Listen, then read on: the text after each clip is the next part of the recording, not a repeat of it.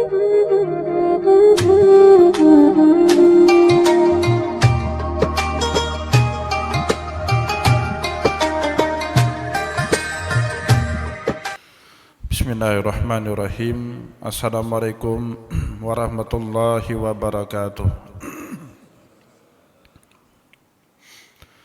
Innal hamdalillah, salatan wa salaman ala Rasulillah sallallahu alaihi wasallam wa ala alihi wa ashabihi wa man tabi'ahu bi ihsanin ila yaumiddin, summa amma ba'du. Puji dan syukur senantiasa dan tidak pernah bosan-bosannya kita panjatkan kehadirat Sang Maha Pencipta Allah Subhanahu wa Ta'ala, yang mana dengan limpahan karunia-Nya, rahmat-Nya, hidayah-Nya serta anugerah-Nya kepada kita semua, kita kembali masih diberikan kesempatan, kesehatan dan usia panjang oleh Allah untuk sama-sama dan senantiasa mengabdikan diri kita di jalannya dengan menjalankan segala perintahnya dan menjauhi semua larangannya. Salawat dan salam juga tidak pernah lupa pula kita hanturkan kepada junjungan alam Nabi besar Muhammad sallallahu alaihi wasallam, di mana beliau telah bersabda dalam sebuah hadis, taraktum fikum amrayni la in tamassaktum bihima lan tadillu abada, kitaballah wa sunnati. Telah aku tinggalkan kepada kalian dua pusaka, yang jika dipendomani dua pusaka itu niscaya kita tidak akan pernah sesat selama-lamanya. Al-Quran kitabnya Allah dan hadis sunnahnya Rasulullah sallallahu alaihi wasallam.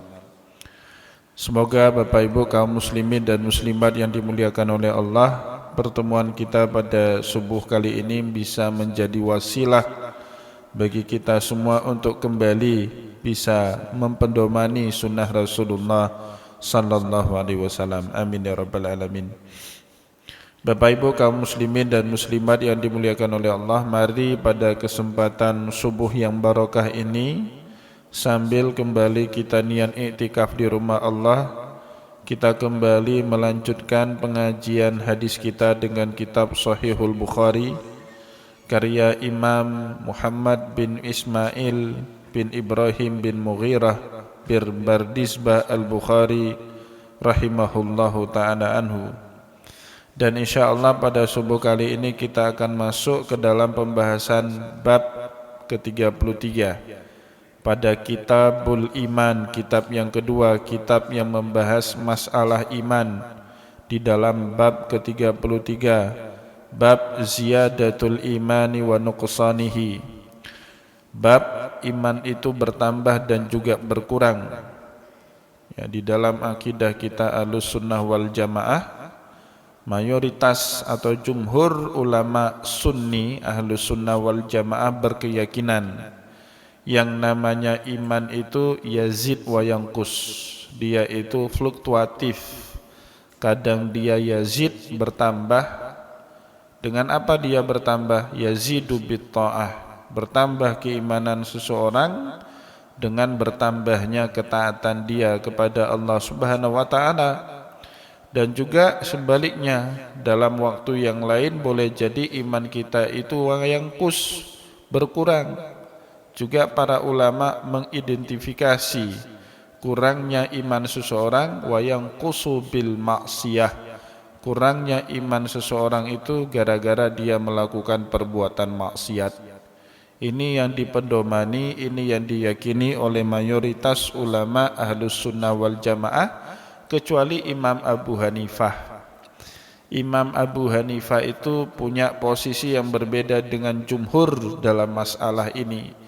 Karena definisi iman menurut Imam Abu Hanifah berbeda dengan definisi iman yang didefinisikan oleh jumhur ulama. Kalau jumhur ulama mendefinisikan iman itu terdiri dari 3 komponen utama. Yang pertama tasdiqun bil qalbi, percaya dengan hati, wa nutqu bil lisani, tidak cukup percaya dengan kalbu, tapi juga harus diucapkan dengan lisan. Dan yang terakhir, wal amalu bil jawarih, harus diekspresikan dengan melibatkan seluruh anggota tubuh. Nah, di dalam mazhab Hanafi, Bapak Ibu yang dimuliakan oleh Allah, iman itu didefinisikan cuma satu komponen saja, at-tasdiqu bil qalbi. Iman itu apa? Ya, percaya dengan hati. Tidak perlu yang namanya diucapkan iman itu. Juga tidak perlu diamalkan. Kalau mengucapkannya saja tidak perlu, apalagi diamalkan.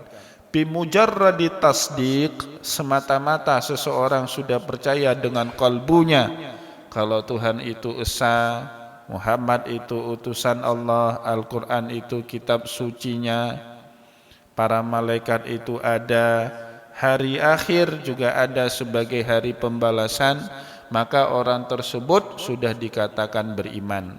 Nah, ini perbedaan posisi antara jumhur ulama dengan Imam Abu Hanifah. Imam Abu Hanifah mendalilkan ya dengan sabda Rasulullah sallallahu alaihi wasallam, al-islamu alaniyatun wal imanu fil qalbi. Di dalam Musnad Ahmad bin Hambal ada sepotong hadis dari Rasulullah yang mengatakan Islam itu alaniyatun. Islam itu harus dideklarasikan, harus diramaikan, harus disebarkan, harus disyiarkan. Ya, maka kalau ada orang masuk Islam, mu'alaf, bersyahadat, Bapak Ibu, sunnahnya dalam majelis orang ramai, diliput, ya, kalau perlu dipublikasi. Ya, jadi kenapa? Karena itu ada syiar. Dan semua yang ada dalam rukun Islam itu, Bapak Ibu, dipublikasi. Ya. Salat rukun Islam harus dikumandangkan azan, diseru. Puasa, ya khatib berulang-ulang itu sebelum Ramadan itu biasanya akan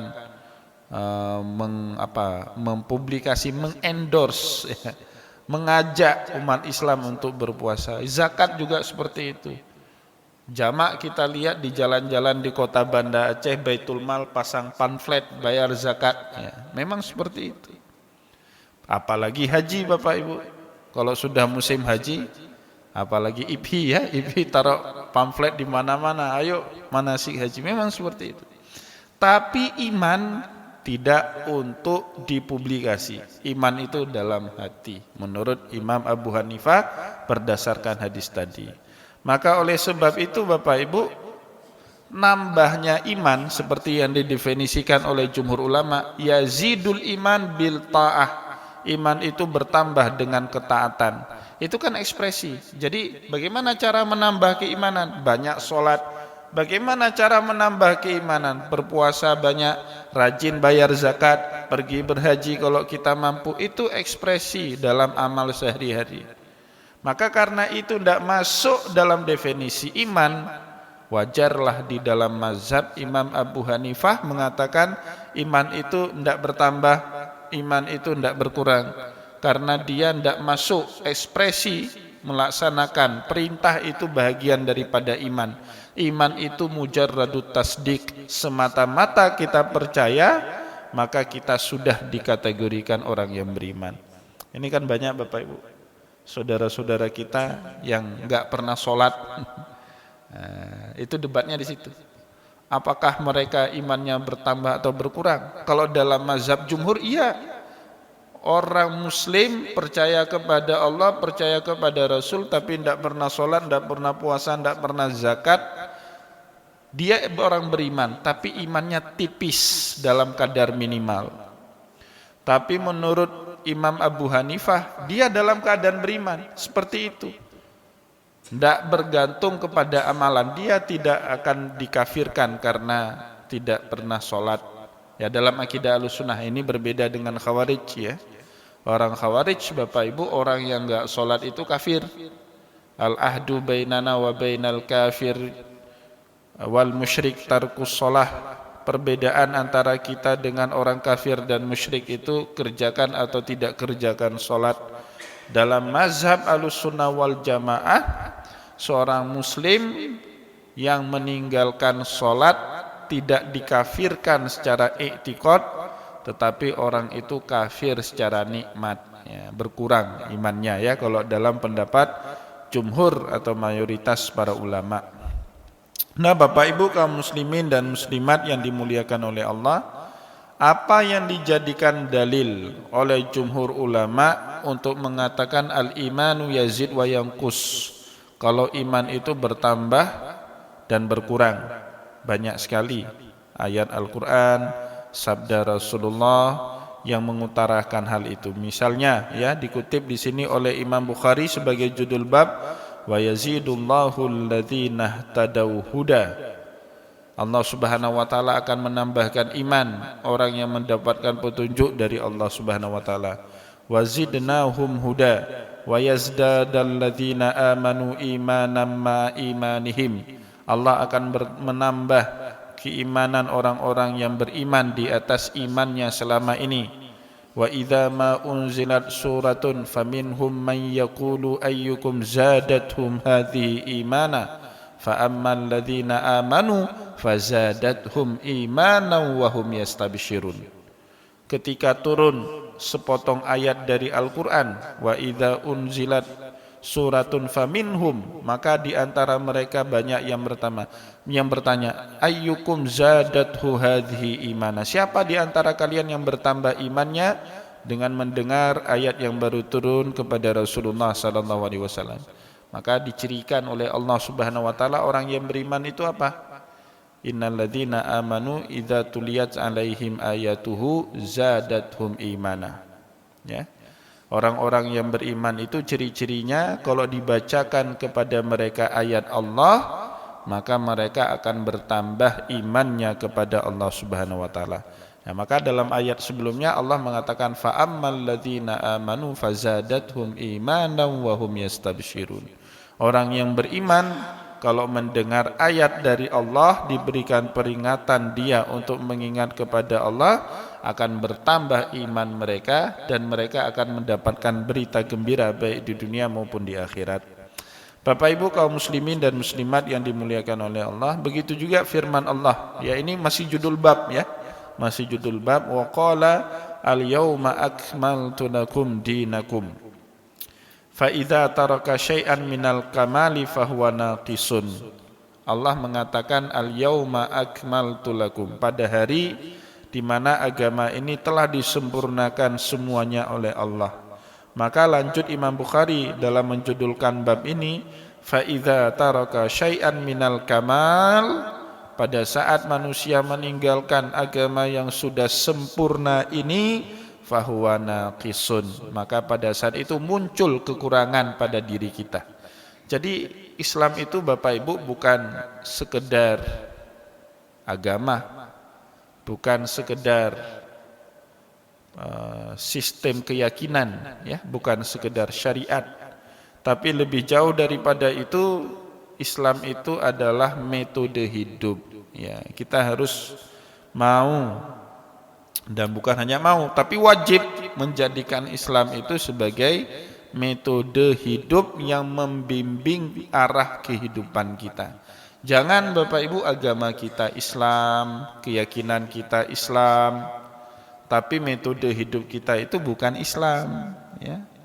Cara berpikir kita itu kayak orang kapitalis, ya, jangan seperti itu. Berarti kita belum menjadikan Islam itu sebagai manhajul hayah, sebagai metode kehidupan, ya.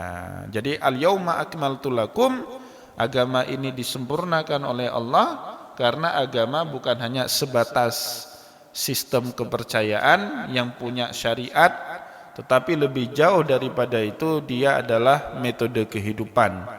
Jadi kehidupan kita Bapak Ibu apapun bentuknya, ya, dalam muamalah, dalam pernikahan, dalam perselisihan yang terjadi dalam kehidupan, itu harus menggunakan standar-standar yang telah dipatok dalam ajaran agama, ya. Itu yang harus kita ikuti.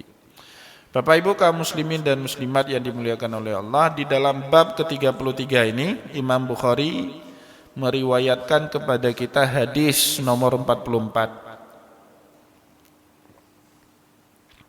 di mana hadis ini beliau peroleh dari guru beliau Haddatsana Muslim bin Ibrahim, guru beliau bernama Muslim bin Ibrahim, menceritakan kepada Imam Bukhari qala haddatsana Hisham, dan beliau mendapatkan lagi cerita hadis ini dari guru beliau yang bernama Hisham. Qala haddatsana Qatadah, sedangkan Imam Hisham mendapatkan riwayat ini dari Imam Qatadah, seorang tabi'in besar, muridnya sahabat Rasulullah Anas bin Malik radhiyallahu anhu, termasuk salah seorang sahabat yang paling akhir meninggal dunia, ya, di usia 103 tahun pada tahun 96 atau 97 Hijriah. Anas bin Malik, sahabat Rasulullah. Haddatsana Qatadah an Anasin anin Nabiyyi sallallahu alaihi wasallam. Jadi dari sahabat Anas bin Malik dari Nabi Muhammad sallallahu alaihi wasallam qala, beliau bersabda, yakhruju minan nari man qala la ilaha illallah wa fi qalbihi waznu syairatin min khairin. Akan dikeluarkan dari jeratan api neraka barang siapa yang ada di dalam kalbunya kalimat la ilaha illallah. Ya, maka oleh sebab itu Bapak Ibu disepakati oleh para ulama ahlus sunnah wal jamaah, afdaluz zikri fa'lam annahu la ilaha illallah. Jadi sebaik-baiknya zikir, ya, kalau menurut Al-Quran bahkan kalimat thayyibah, ya, zikir la ilaha illallah itu adalah kalimat thayyibah. Alam tara kaifa daraballahu masalan kalimatan thayyibatin kasyajaratin thayyibatin asluha sabitun wa far'uha fis sama'. Jadi kalimat thayyibah itu apa? La ilaha illallah. Dengan kalimat itulah dari kafir seseorang semata-mata mengucapkan kalimat itu menjadi muslim. Dosa-dosa masa lalunya itu tidak lagi menjadi hitungan Allah Subhanahu wa taala dengan mengucapkan kalimat la ilaha illallah. Itu dalam hidup kita Bapak Ibu. Ada orang non muslim tiba-tiba mau masuk Islam, simple sekali, sederhana sekali. Dia hanya tinggal mengucapkan kalimat la ilaha illallah. Bahkan Bapak Ibu, kita sebanyak apapun dosa, kalau kita rutin menwiridkan zikir la ilaha illallah, maka itu menjadi penghapus semua dosa-dosa kita. Kenapa enggak Bapak Ibu? Orang kafir saja gugur kekafirannya dengan mengucapkan la ilaha illallah. Masa kita muslim buat maksiat enggak gugur dosa kita dengan la ilaha illallah? Bahkan juga Bapak Ibu, kalimat la ilaha illallah ini bisa kita pakai, kita sampaikan pahalanya untuk menghapuskan dosa saudara-saudara kita yang belum sempat taubat di masa hidupnya. Oleh sebab itulah dalam sebuah ayat Al-Quran surat Muhammad ayat 19, Allah Subhanahu wa taala berkata, fa'lam annahu la ilaha illallah wastaghfiri lidzambika walil mu'minin. Ketahuilah dia itu adalah Allah Subhanahu wa ta'ala, tiada Tuhan melainkan dia. Wastaghfiri lidzambik, mintalah ampun terhadap dosa-dosamu dengan kalimat la ilaha illallah. Walil mu'minin, jangan lupa juga untuk kaum mukminin. Maka orang Aceh Bapak Ibu, kalau tahlilan sama diahnya, salah satu bacaan yang paling banyak dibaca adalah afdaluz zikri fa'lam annahu la ilaha illallah. Ya, kemudian itu dihadiahkan kepada orang yang sudah meninggal dunia di kalangan kita. Itu punya dalilnya, bukan asal ngucap kita itu Bapak Ibu ya, tapi memang Allah Subhanahu wa taala yang mengucapkan itu atau yang mengajarkan itu di dalam Al-Qur'an. Nah, ini di dunia. Ya, penjelasan kita tadi itu di dunia. Adapun sabda Rasulullah sallallahu alaihi wasallam pada hadis nomor 44 dalam Sahih Bukhari, itu urusannya akhirat nanti. Yakhruju minan nar, Allah akan mengeluarkan dari api neraka mangqala, barang siapa orang yang pernah mengucapkan la ilaha illallah, ya, kalimat la ilaha illallah. Maka keyakinan Ahlus Sunnah wal Jamaah Bapak Ibu, seorang muslim tidak akan pernah kekal abadi selama-lamanya dalam api neraka. Enggak.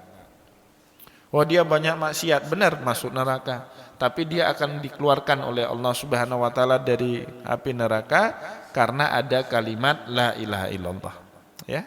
Wa fi qalbihi waznu syairatin min khairin, dan di dalam kalbunya itu ada senila kebaikan. Jadi Allah akan keluarkan, nggak mungkin.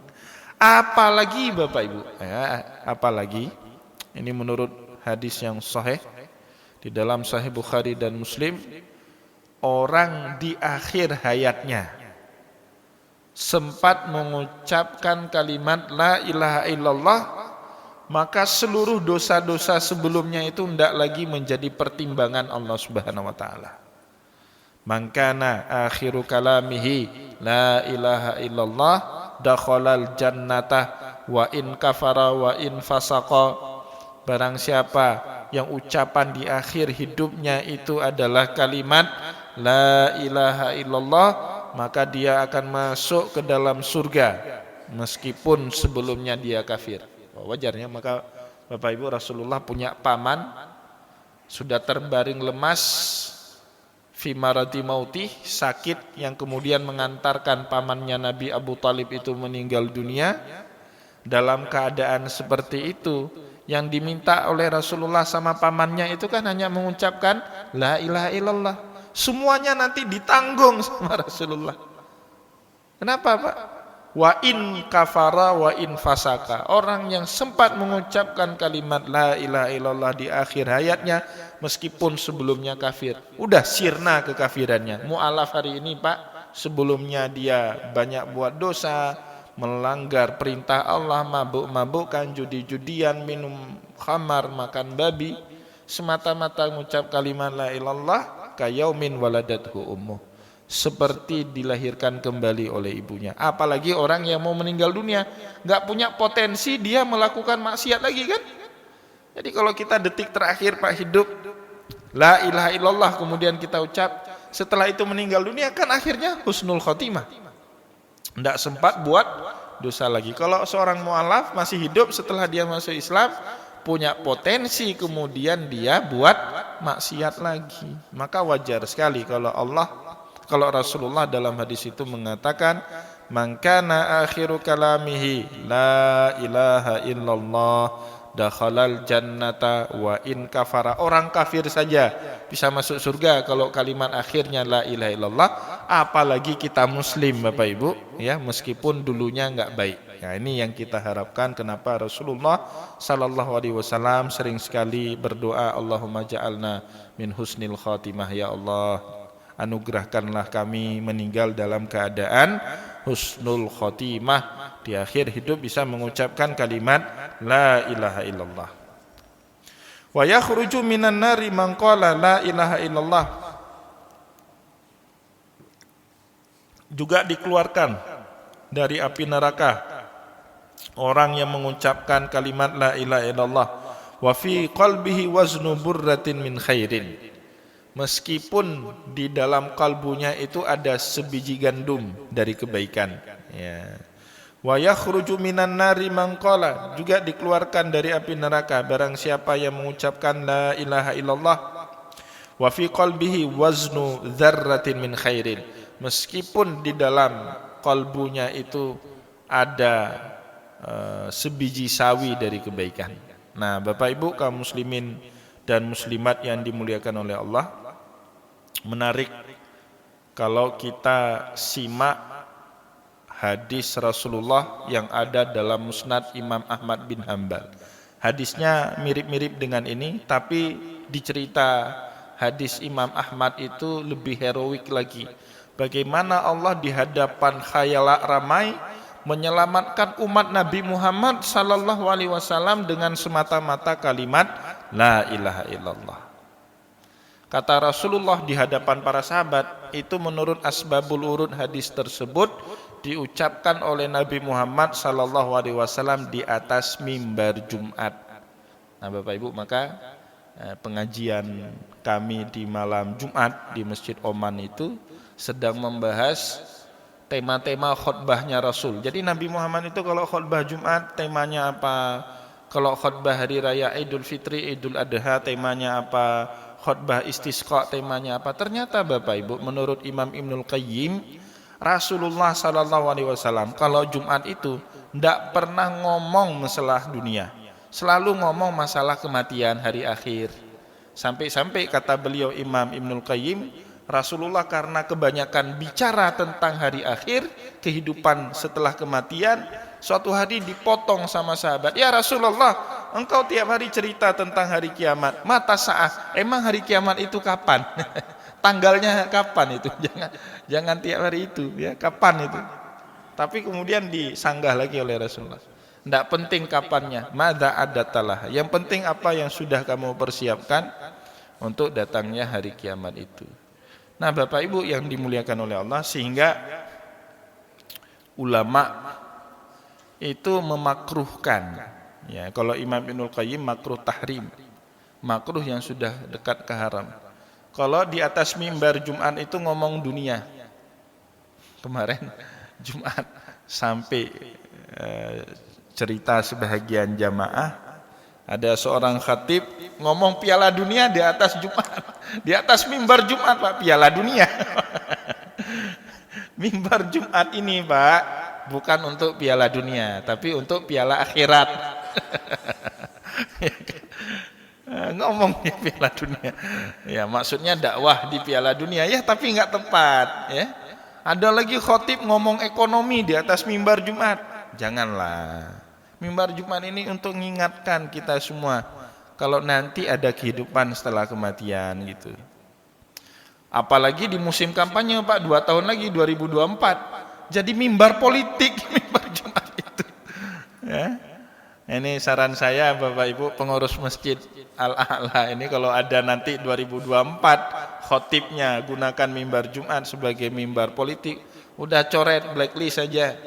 Kita minta mereka menasehati kita agar ingat kepada Allah, ingat kepada hari akhirat. Kok dibuatnya ingat ke pilpres? Ya, meskipun politik itu bahagian dari ajaran Islam, ya, tapi bukan itu inti hari Jumat itu, untuk mengingatkan semua, ya, adanya kematian, ya. Maka Rasulullah selalu itu temanya, kata Imam Ibnul Qayyim. Boleh dirujuk nanti dalam kitab Zadul Ma'ad. Bapak Ibu kaum muslimin yang dimuliakan oleh Allah, sehingga di dalam mimbar khutbah Jumat suatu hari Rasulullah SAW menyampaikan di hadapan sahabat yang banyak, "Innallaha sayukhallisu rajulan min ummati ala ru'usil khalaiqi yaumal qiyamah." Kelak di hari kiamat, kata Rasulullah, Allah Subhanahu wa taala akan mempertunjukkan tontonan di hadapan orang banyak bagaimana ia menyelamatkan umatku dari jeratan api neraka. Fayunsharu alaihi tis'atar wa tis'ina sijilat likulli sijilin mislu maddil basar. Di hadapan seseorang ahli neraka, Bapak Ibu, ada seorang laki-laki ahli neraka, dia nyaris saja masuk neraka, dibentangkan di hadapan dia 99 buku catatan keburukan dia. Setiap buku panjangnya itu mislu maddil basar, sejauh mata memandang. Jadi orang ini punya 99 buku yang isinya keburukan dia semua, Pak, dicatat sama malaikat, nggak ada kebaikan orang ini. Ya, track record dia jelek betul itu. Ya. Satu-satu buku itu, Pak, panjang dia itu mislu maddil basar, sejauh mata memandang. Berapa kilo itu kira-kira? 10 kilo, 100 kilo pun kalau jalannya lurus nggak ada yang halangi, datar kita bisa lihat itu. Ya, maka Allah Subhanahu wa taala tanya sama orang ini, "Alaka uzrun?" Ya. "Hal tungkiru syai'an min hadza?" Apakah kamu mengingkari catatan-catatan keburukan ini? Nah, orang ini jawab, kata Rasulullah, "Enggak ya Allah, betul memang saya bangsat, saya bajingan dulu, banyak maksiatnya, enggak ada kebaikan." Tapi Allah tanya terus, "Atungkiru hadza?" Apakah kamu ada yang kamu ingkari catatan ini? "Enggak ya Allah, memang betul saya dulu manusia enggak benar di dunia, diajak sholat enggak pernah mau, Kemudian Allah sampai coba menyalahkan malaikatnya. Adzalamaka katabati al-hafidun, atau mungkin malaikat ada sentimen dengan kamu sehingga yang dicatat itu yang jelek-jelek aja. yang baiknya lupa dicatat. Oh enggak ya Allah, betul. Saya insaf, saya salah. Karena di hari kiamat itu enggak bisa bohong kita, Pak, enggak bisa ngeles ya. Kalau di dunia ada alasan, di hari kiamat gimana caranya mau membantah itu? Maka Allah nanya terakhir itu adzalamaka katabati al-hafidun, atau mungkin boleh jadi malaikat itu ada sentimen sama kamu, yang dicatat itu yang jelek-jelek aja, yang baiknya lupa. Enggak ya Allah, betul ya Allah. Maka kata Rasulullah, orang ini mau diseret ke dalam api neraka. Tapi Allah bilang kemudian, tunggu sebentar. Innalaka indana hasanah. Ternyata kamu masih ada satu kebaikan. Berusaha Allah Subhanahu wa taala cari. Saya itu ingat Bapak Ibu kalau final mahasiswa, mahasiswa udah gagal ini, Pak. Ya, udah dapat C ini kan udah ini saya periksa ujian tengah semesternya, ujian akhirnya. Ada satu mahasiswa saya, aduh ini manusia ini kok ada manusia sebodoh ini dalam hati saya. Dapat E dia, Pak, enggak bisa jawab. Dapat E, kita buat lagi remedial kan, ujian susulan. Tujuannya apa? Untuk menyelamatkan dia. Allah segitunya sama kita, Pak, umat Nabi Muhammad kelak di hari kiamat. Mau masuk kita dalam neraka. Oh, tunggu dulu. Kamu remedial dulu lah. Remedial, ujian ulang dulu. Innalaka indana hasanah. Kamu masih ada satu kebaikan. Ya, fayakhruju alaihi bitaka wa fiha kalimata la ilaha illallah. Dikeluarkan satu kartu, Pak, KTP dikeluarkan. Ternyata di KTP itu statusnya dulu Islam. Berarti dia pernah mengucapkan la ilaha illallah. Orang ini, Pak, putus asa. Ya Allah, ma hadzihil bitakat ma hadzihi sijilan. Apa maknanya satu kartu ini dibandingkan 99 buku catatan keburukan saya, ya Allah. Udah pasrah orang ini. Oh, tunggu dulu kata Allah, tunggu dulu. Ya, fatudau as-sijillat fil kafatil mizan wa tudau al-bitaqah fil kafatil ukhra. Diletakkan sama Allah, Pak, 99 buku catatan keburukan dia itu di satu sisi timbangan, sedangkan satu kartu yang ada tulisan agama dia Islam itu. Maka KTP Islam itu penting, Pak. Jadi modal penyelamat kita di hari akhir nanti ditaruh di satu sisi simbangan lagi. Ya, apa kata Rasulullah sallallahu alaihi wasallam? Fatashat as-sijilat ma'a hadhil bitaqah. Ringan 99 buku catatan itu dengan satu kartu yang ada kalimat la ilaha illallah.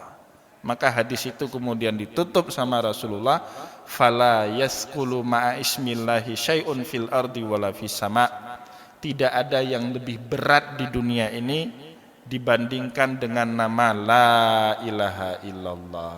Ya, jadi 99 catatan itu tidak ada makna dengan hanya dia pernah mengucapkan satu kalimat la ilaha illallah. Maka Bapak Ibu, semoga Allah Subhanahu wa taala menjadikan kita husnul khotimah dengan kalimat la ilaha illallah, dan juga semoga Allah Subhanahu wa taala berkenan memasukkan kita ke dalam surga dengan mengucapkan kalimat la ilaha illallah. Semoga pengajian kita pada subuh kali ini bermanfaat kepada kita semua. Tentu saya mohon maaf jika ada hal yang tidak berkenan. Wallahu muwaffiq ila aqwamit thariq. Wa nasrun minallah fatun karim. Wassalamualaikum warahmatullahi wabarakatuh.